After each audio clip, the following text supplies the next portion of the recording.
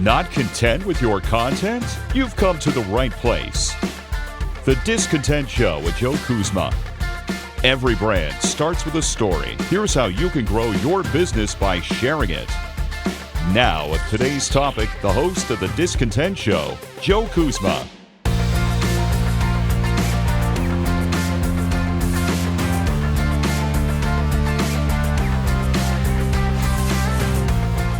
Hello, everyone, and welcome to The Discontent Show. My name is Joe Kuzma, and I am here with your New Year's resolutions for content marketing. More or less, I'm going to have an angle on social media, maybe dabble a little bit of blogging and some vlogging as well. But I thought, hey, none better than this time starting the brand new year of 2020 with some New Year's resolutions, some ideas that you're probably not going to be doing in December, right? But here in January, at least, let's start out and see if they become more of a habit as you move through the new year. And of course, I'll start with like video. I'll actually do podcast or anything that's a recorded format here. Try and be less scripted if you can. I particularly like to have bullet points because at least that way, like a checklist or something of that nature, if there's something I really want to speak about, let's say I'm talking about an event, you absolutely got to say when the event is, where the event is, does it have a cost, things of that nature. That's what you kind of want to angle yourself towards. So try and be less scripted with any type of recorded media here in the new year. I know that sometimes it could be a little daunting for those who aren't as good at being on camera in front of a microphone, but trust me, there's nothing better than being conversational. Just speak, just be yourself. I mean, listen to me, I screw up all the time. Now you're going to notice it for the rest of this episode, and I'm trying to work on that as one of my New Year's resolutions as well.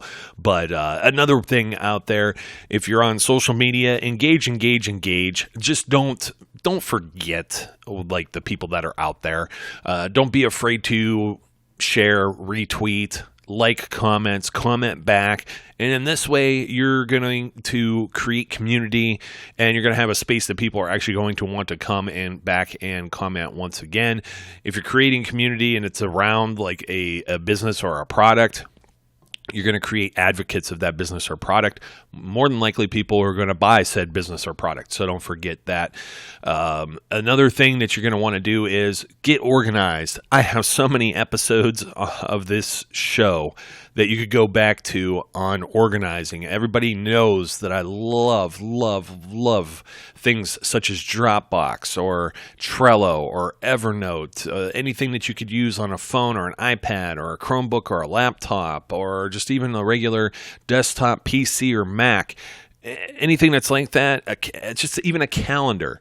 Get yourself organized. It's a really big thing to do.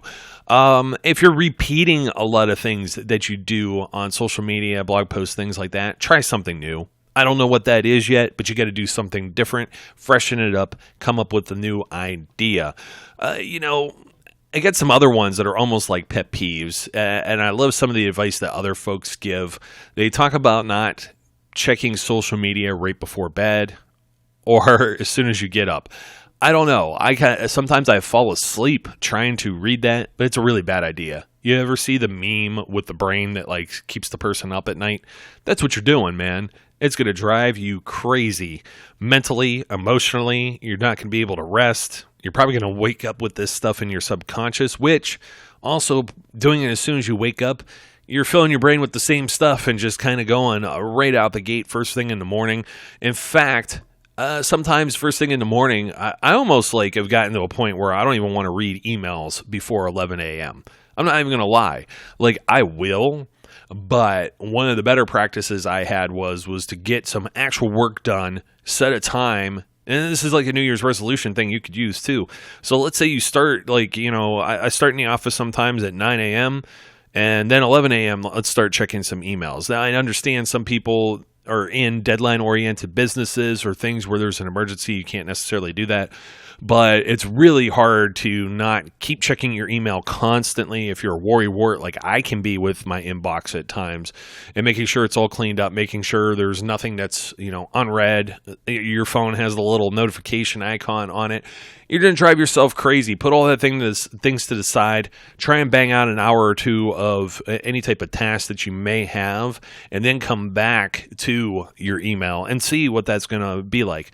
And I said email, but also social media or anything else like that is going to fill your brain with all this junk, all this garbage that you don't necessarily need. It's kind of like going on a content diet for yourself to start the new year. Long stories, long posts. I said pet peeves, right? When you type 40 bajillion words for a social media post, no one's ever going to read that. Beyond 2 lines, it becomes challenging unless you could structure it, put some breaks in there, line breaks, periods, punctuation. Ever hear of those things? Take all of this to heed this advice, because when you post something, unless it's real short, they're just gonna start scrolling. As soon as I see like a second paragraph, it's like, man, I'm done. I ain't got time for this. And, try to post more photos if you have an opportunity to. Video is always even better. Video is king. Photos are queen. As soon as you post something that's like media, it might get somebody to at least stop scrolling. The wheel mouse, with their finger, scrolling on that wheel, or scrolling with their finger on a smart device, because it's just visual. Keep that in mind. But that doesn't mean we want to see a bazillion photos of what you're eating that night, your pets, kids, all depends. We know the annoying times, right? There's always since we just got done with Christmas, the kid on Santa's lap. It's cute to a degree until you have like 50 friends on Facebook that have all done the same thing. Then you get annoyed. It's like the first day of school photos. You know what I mean? So keep that in mind. Just know, and of course, I'm speaking to this. Well, I guess you could use some of this advice personally, but I'm speaking of this from a business aspect, particularly. Unless you deal with something that has to deal with pets, it's like having the grandkids in the car salesman commercial. What are they really doing for you? They add a little bit of a cute factor, and the novelty wears off pretty quick, doesn't it? You're like, hey, Billy whatever's, Ford dealership, his granddaughter's not going to be selling me a Ford. And if she is, there's probably a problem with Billy's Ford dealership, right? Subtweeting, subtweeting is kind of a passive aggressive thing. And really what subtweeting is like when you're talking about other things that are being tweeted on the internet, not necessarily tagging them directly. You're having a conversation about stuff. Let's say the Popeye's chicken sandwich thing. The subtweeting stuff, sometimes when you jump in on that, it could be a good fad, and sometimes it could be a bad fad, and it could just be more noise, and maybe people will tune you out if it's not necessarily what they're following you for. So be careful with that. That's another thing maybe for a New Year's resolution. If you're obsessive compulsive and looking to see how many people liked posts, how many people are following you, just stop doing that. I stopped that a long time ago, and then sometimes, every now and then I come across something, I'm like, oh, wow, you know what? That was pretty good. But what I mean by that is you could always check your statistics and your analytics. But if you're checking it like, even daily sometimes might be too much. But if you're checking it like every few minutes, every couple hours, stop. Make that New Year's resolution. Don't drive yourself any more crazy. I compiled this list from a few different articles too, adding in my own ideas. And somebody said to turn on read receipts on Twitter, for your DMs, or even if you're using like iMessage for iPhone, for example, you could turn on read receipts. Nah, screw that. I don't want people knowing that I read something almost as soon as they sent it, because I might not necessarily want to respond to it right away. Because when you start to do things like that, then they start to get an expectation that you are instantly available when they snap their fingers. That's not something that you want to be handcuffed to. So regardless of, they're talking about honesty with turning on read receipts and, showing somebody that you actually saw something.